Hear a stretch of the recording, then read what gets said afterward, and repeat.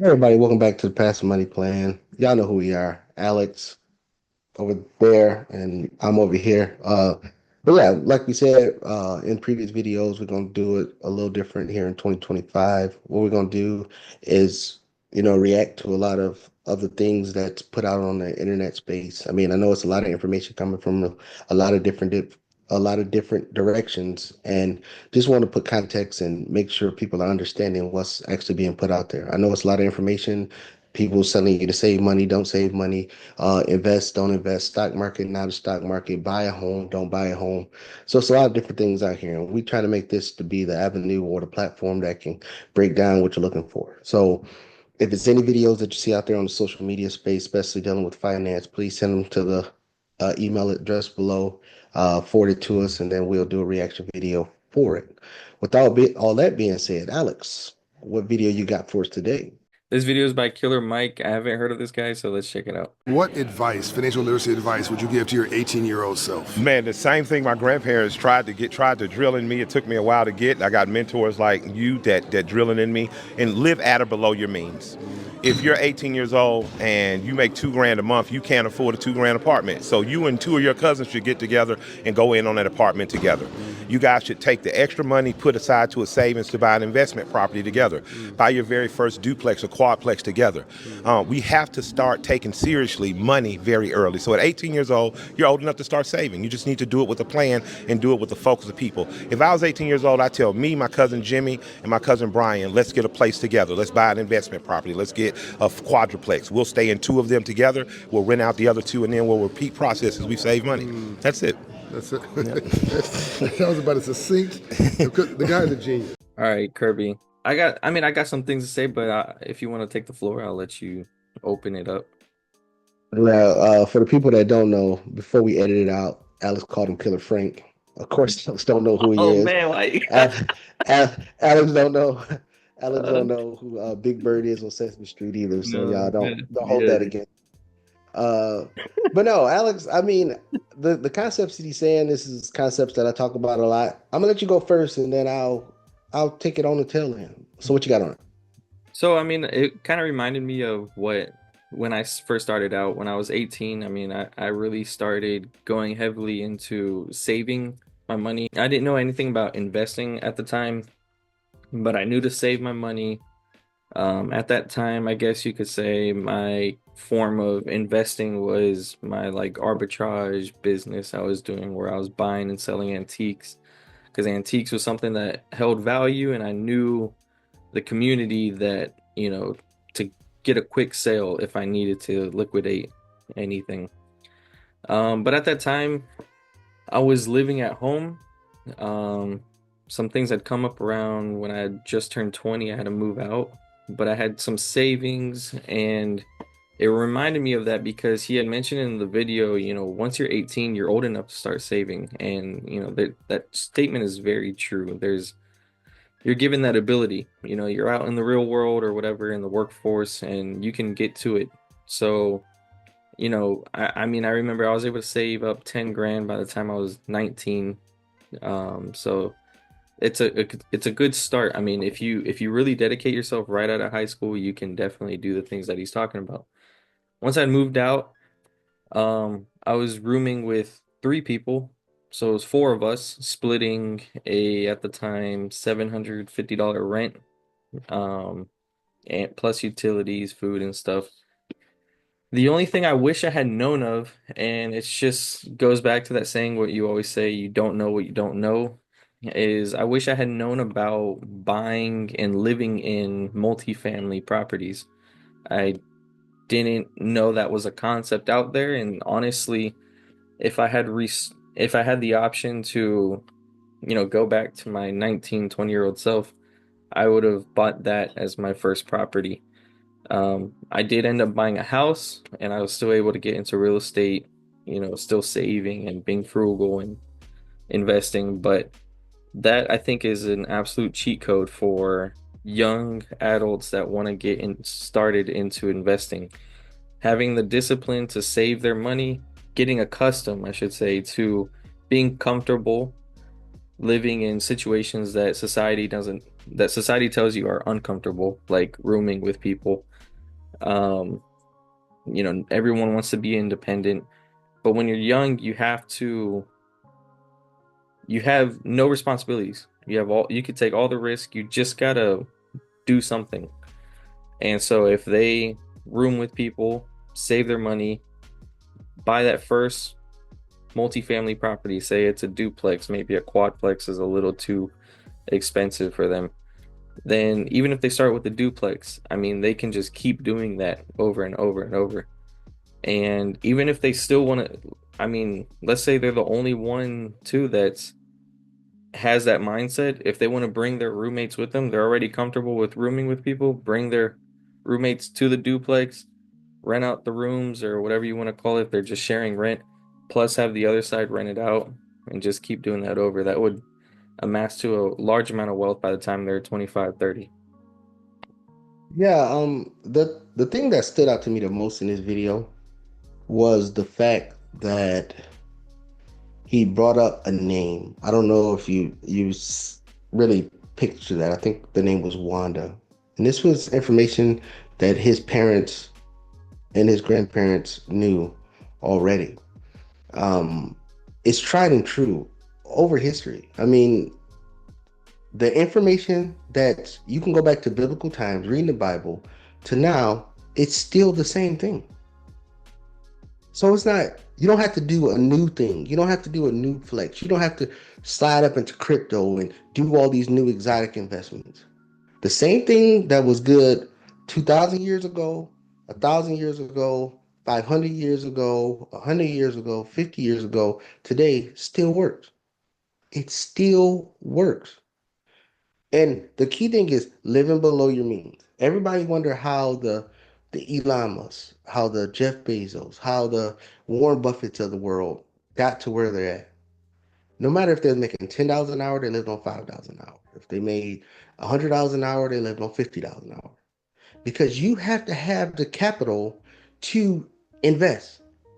I know it's a lot of, exotic people out there talking about, oh, this is how you invest with no money down. Investing with no money down means you have no skin in the game, and that means you're at 100% risk, 100% liability, 100% debt. One thing goes wrong, it's over.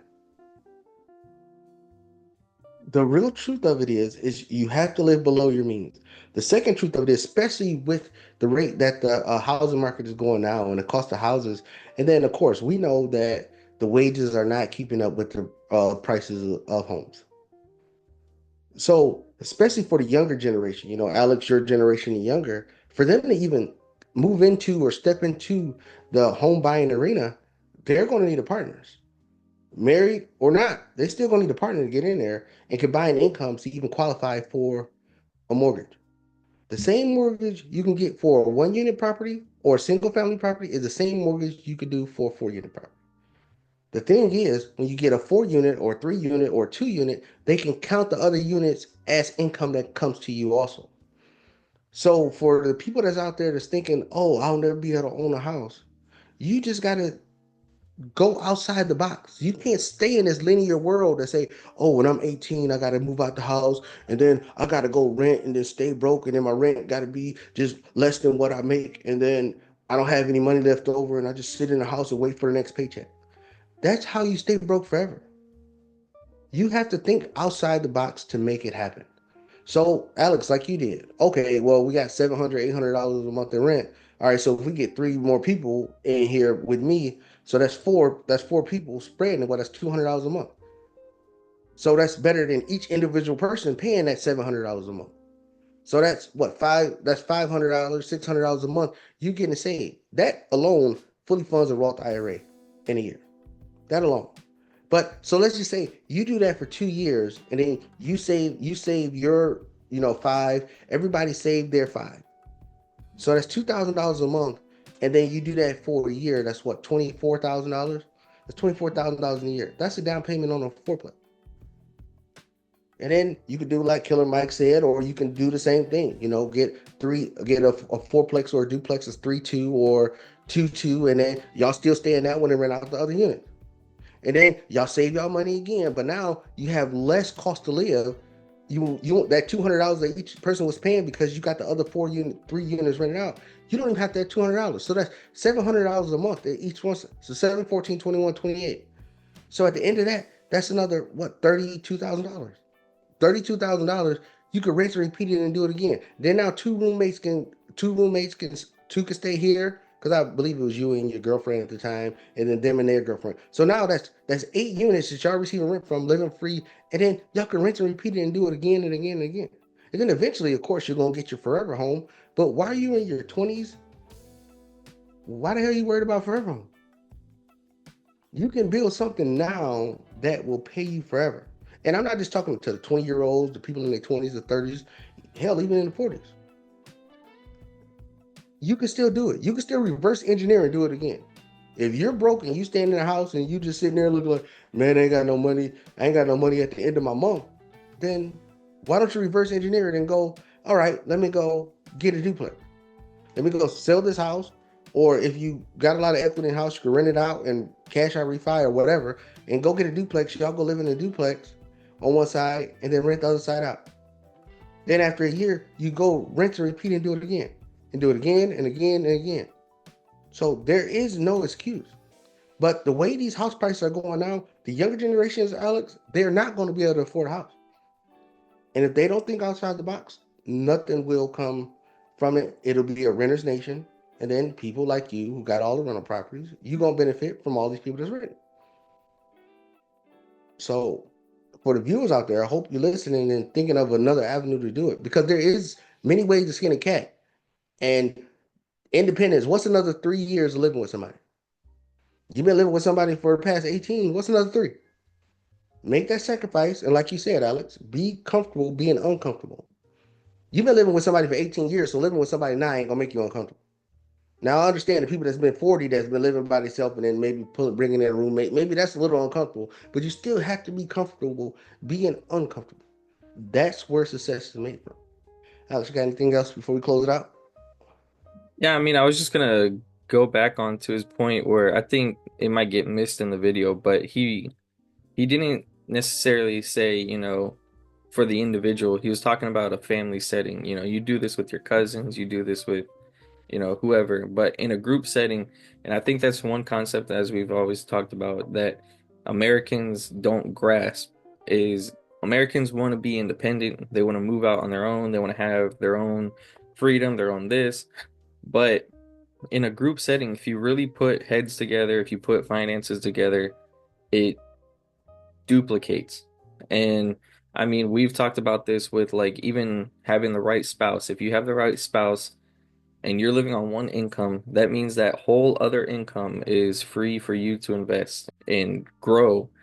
And if you're doing this with a spouse, a cousin, a brother, a sister, and everyone's together, I mean, think of how much income that is. If you're talking about 3 to 5 people, and let's just say each one's making even 30,000 at, if you guys are 18 years old, 5 of you making $150,000. I mean, and let's say you're splitting a $2,000 rent.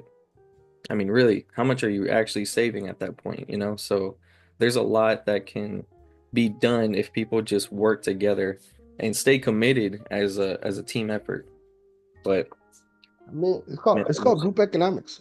It's yeah, called group economics, and that's the thing is, and everybody wonder how do the immigrants come to this country and they surpass what the Americans are doing. First off, Americans, we're lazy. We're accustomed. This is how it should be because we're Americans. We deserve this. But these immigrants ain't coming in there. They ain't coming here to take part. They coming to take over, and they're using group economics to do it.